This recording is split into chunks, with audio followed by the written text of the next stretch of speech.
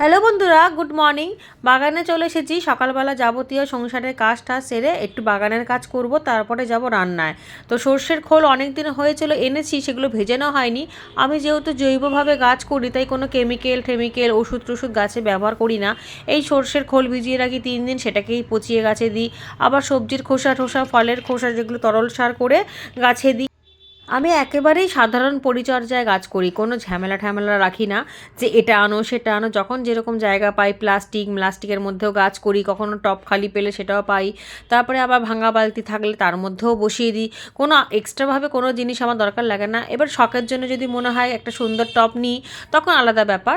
আর এদিকে দেখুন, বস্তার মধ্যে সবজির খোসা, ফলের খোসা, এগুলো সব, আর এখানে ডাল কাটিং করেছি, সব বস্তায় ভরে দিয়েছি। পুরো বস্তাটা এইভাবে ভরে দিয়েছি। এগুলো সব আস্তে আস্তে ডিকম্পোস্ট হয়ে যাবে।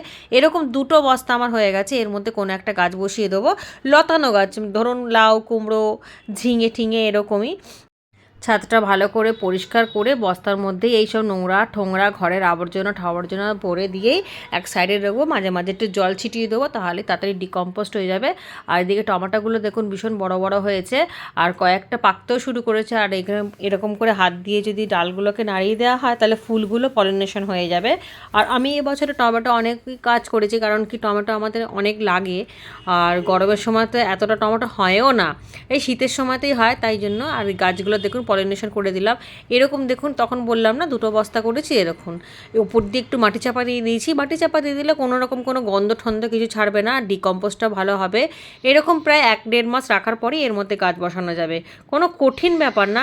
সেই তো আমরা আনাজের খোলা, ফলের খোসা টোসাগুলো তো ফেলেই দিই, সেগুলো ফেলে না দিয়ে এরকম একটা বস্তার মধ্যে ভরে, বা কারোর ভাঙা বালতি বা গামলা ঠামলার মধ্যে ভরে রেখে এর মধ্যে যে কোনো একটা গাছ করে নিলেই ব্যাস, এর মধ্যে গাছও সুন্দর হবে আর নিচ দিয়ে মাটিও তৈরি হয়ে যাবে। আর মাটি আমরা কলকাতা শহরে কোথায় বা পাবো? এইভাবেই মাটি তৈরি করব। আর এদিকে দেখুন, আমার মেয়ে কদিন আগে এই বেগুনি ফুলকপিটা এনেছে রান্না করার জন্য। ওর খুব শখ হয়েছে খেতে, কিন্তু আমি তো কোনোদিনও এরকম রঙের করিনি। এটা কি একই রকম খেতে কিনা জানি না। তো আমি ওকে 3-4 দিন হয়ে গেছে রেখে দিয়েছিলাম, তার ফলে কালো কালো হয়ে গেছে। আজকে ভাবলাম করেই নি। তো প্রথমে একটু আলু দিয়ে কপি দিয়ে ভাজা করব, কালো জিরে দিয়ে, দেখি কেমন লাগে। মনে হয় একই রকমই লাগবে, খালি রঙটা আলাদা।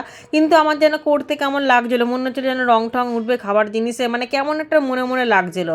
তাই জন্য আমি করিনি। তো আজকে দেখলাম যে না করলে নষ্টই হয়ে যাবে। তো ভাজা করলাম, খেলামও।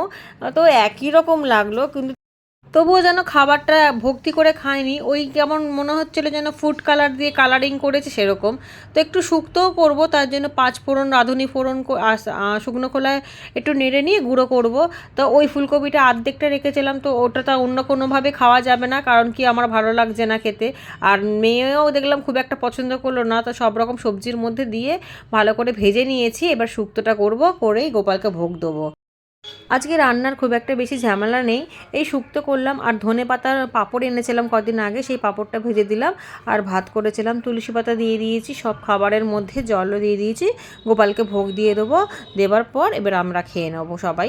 তো ঠিক আছে বন্ধুরা, আজকের ভিডিওটা আমি এখানেই রাখলাম। যদি ভিডিওটা ভালো লাগে, লাইক শেয়ার সাবস্ক্রাইব করে পাশে থাকবেন। সবাইকে অনেক ধন্যবাদ।